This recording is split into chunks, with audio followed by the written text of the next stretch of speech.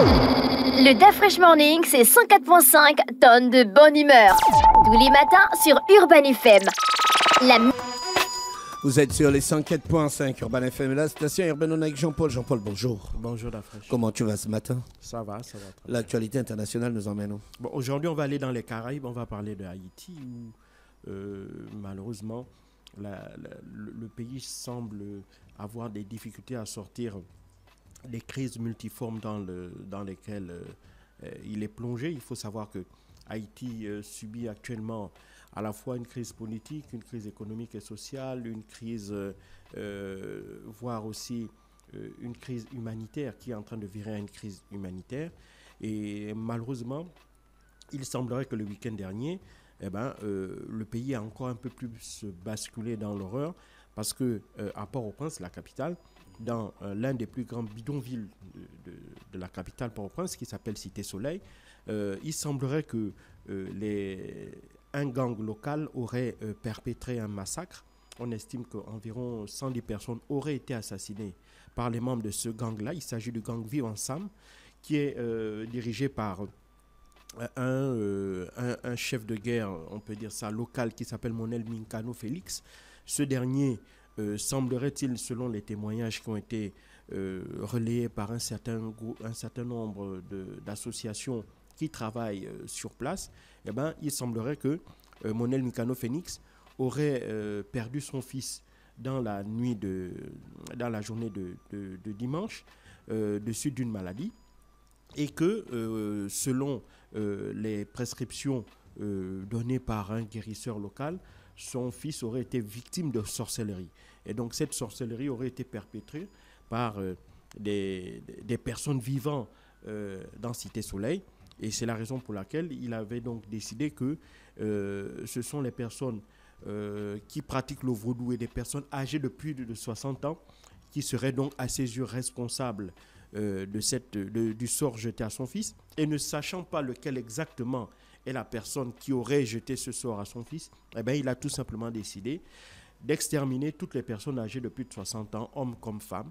Et donc il a, dans les journées de vendredi et de samedi, envoyé dans toutes les ruelles, dans toutes les rues de Cité Soleil, ces hommes qui ont systématiquement massacré des hommes et des femmes au seul motif qu'ils seraient potentiellement les auteurs du sort qui a été lancé contre le fils de Mikano et qui aurait entraîné par la suite le dimanche son décès. Et donc apparemment il voulait, semble-t-il, peut-être bloquer le sort ou empêcher que le sort aille à son terme. Malheureusement pour lui, son fils est décédé dimanche dernier. Mais ça en dit long sur deux choses. La première chose, c'est déjà la violence des gangs qui gangrène Port-au-Prince et ses environs. Il faut savoir qu'en dépit du déploiement de la force internationale de sécurité emmenée par le Kenya, la violence n'a jamais été aussi forte dans Port-au-Prince. Cette force-là qui avait pour mission, justement, qui a pour mission de venir soutenir les forces de police haïtiennes pour essayer de reprendre le contrôle d'une grande partie de Port-au-Prince, surtout les zones qui sont clairement sous le contrôle de gangs locaux. Cette mission-là a du mal à avancer sur le terrain pour plusieurs raisons. La première raison, c'est que d'abord, il y a un problème d'équipement. L'équipement adapté, si tu veux, à la puissance de feu des gangs en face.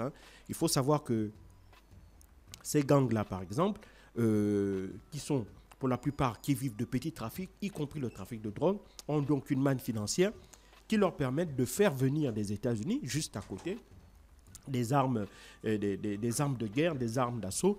Et donc ça leur permet d'avoir une puissance de feu équivalente, voire même à plusieurs égards supérieure à celle des forces de police haïtiennes et de leurs supplétifs appartenant à la mission multinationale de sécurité.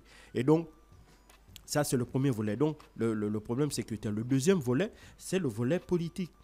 En dépit, pour véritablement avoir une action à moyen et long terme efficace sur le terrain, il faudrait qu'au-dessus, il y ait une classe politique qui soit unanime sur ces questions-là, qui s'entendent sur quelle orientation apporter dans la gestion de Haïti.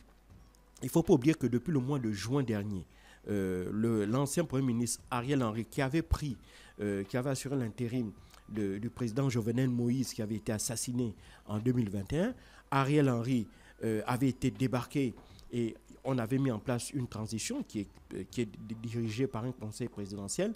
Ce conseil présidentiel avait nommé Gary Conille, un ancien médecin qui avait déjà occupé la fonction de Premier ministre en 2012 durant 6 mois.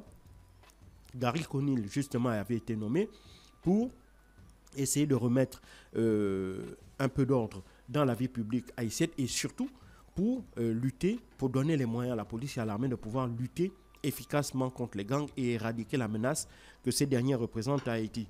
Malheureusement, pour les questions de divergence politique entre Gary Conille et le conseil présidentiel, parce qu'il faut savoir que le conseil présidentiel avait voulu démettre de leurs fonctions un certain nombre de ministres du gouvernement de Gary Conille. Celui-ci avait refusé et donc s'était vu démettre de ses fonctions par le conseil présidentiel.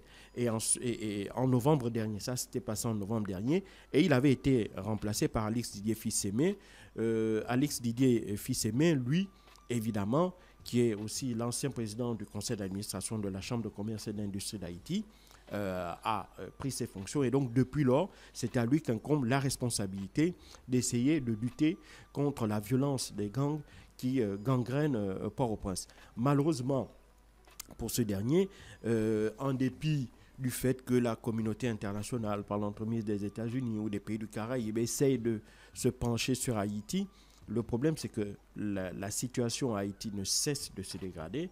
Et de mon point de vue, je pense que c'est par l'insuffisance de moyens pour aider Haïti, parce que le vrai problème d'Haïti, ce sont les problèmes sociaux. C'est l'absence de développement, c'est la pauvreté endémique qui ne cesse de s'emparer de pans entiers du pays.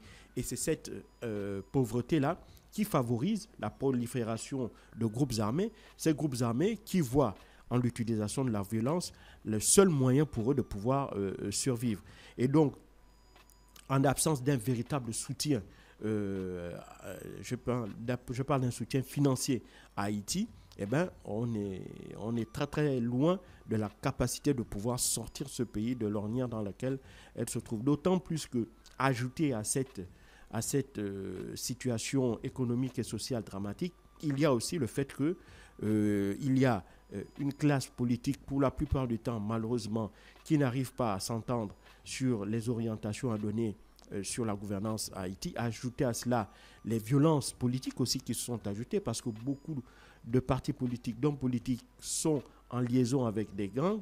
Et donc, c'est ce qui fait que la violence politique et la violence d'un point de vue purement sécuritaire, eh bien, ces deux phénomènes-là semblent liés. Et le point culminant avait été atteint en 2021 avec l'assassinat de Jovenel Moïse. Jusqu'à présent, l'enquête sur l'assassinat de Jovenel Moïse n'a pas été bouclée. Une partie, évidemment, des auteurs de cet assassinat ayant été arrêtés à Port-au-Prince, mais on ne connaît toujours pas avec exactitude quels sont les commanditaires de cet assassinat et quel était l'objectif qu'ils visaient. Pour quelles raisons est-ce qu'ils avaient décidé de s'en prendre à l'ancien président Jovenel Moïse. Donc, pour toutes ces raisons, on a à la fois une situation politique très instable, une administration qui est gangrénée par la corruption et qui fait face à un manque criard de moyens. Et cette situation-là crée aussi de la démotivation chez les policiers qui ont du mal à répondre à leur mission de sécurisation du territoire haïtien.